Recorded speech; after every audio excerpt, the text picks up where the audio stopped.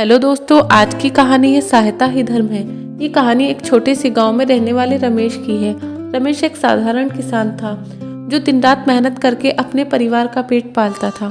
उसकी जिंदगी में बहुत सारी मुश्किलें थी, लेकिन उसके दिल में हमेशा दूसरों की मदद की भावना बनी रहती थी। एक दिन गांव में एक बड़े व्यापारी का काफिला आकर रुका। व्यापारी का नाम सेठ दिनेश था और वे अपने व्यापार के सिलसिले में कई गांव का दौरा कर रहा था। अचानक सेठ के काफिले की एक बैलगाड़ी का पहिया टूट गया और सारे लोग परेशान हो गए। गांव के लोग सेठ के पास आकर जमा हो गए, लेकिन किसी के पास मदद करने का उपाय नहीं था। रमेश ने जब ये देखा तो वह तुरंत अपने औजार लेकर पहुंचा। उसने बिना किसी सवाल के बैलगाड़ी का पहिया ठीक करना शुरू कर दिया।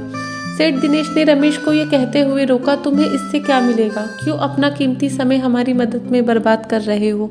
रमेश ने मुस्कुराते हुए कहा, सहायता ही धर्म है और हम एक दूसरे की मदद नहीं करेंगे तो इंसान होने का क्या मतलब है। सेठ दिनेश ने रमेश की बातें सुनी और मन ही मन में सच्ची भावना से प्रभावित हुए। रमेश ने कुछ ही समय में बैलगाड़ी का पहिया ठीक कर दिया।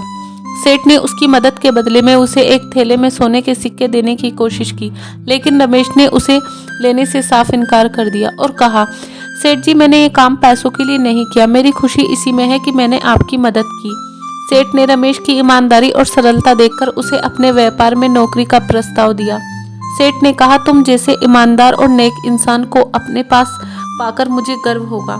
मेरे साथ चलो, मैं तुम्हें अच्छी नौकरी और सम्मान दूंगा। रमेश ने धन्यवाद देते हुए कहा, सेठ जी, मुझे अपने गांव और खेत से बहुत प्यार है।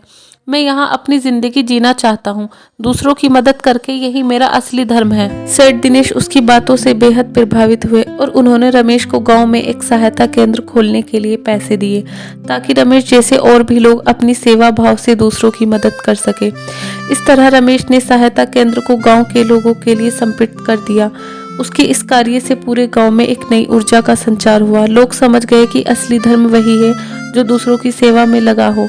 रमेश की इस कहानी ने गांव वालों को ये सिखाया कि मदद करना ही सबसे बड़ा धर्म है।